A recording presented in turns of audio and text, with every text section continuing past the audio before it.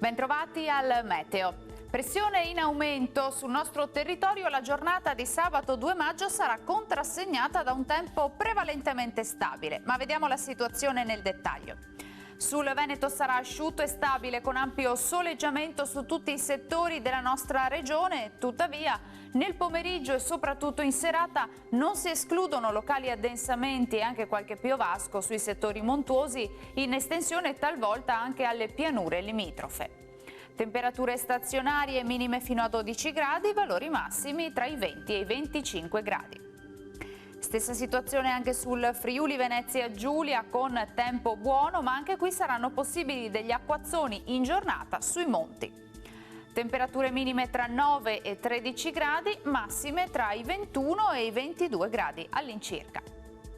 Infine poche novità sul Trentino Alto Adige, anche qui tanto sole ma con qualche rovescio sui settori alpini di confine. Temperature minime sugli 8-9 gradi, massime sui 22-23 gradi. Dal meteo di Antenna 3 per ora è tutto, grazie per l'attenzione e arrivederci al prossimo aggiornamento.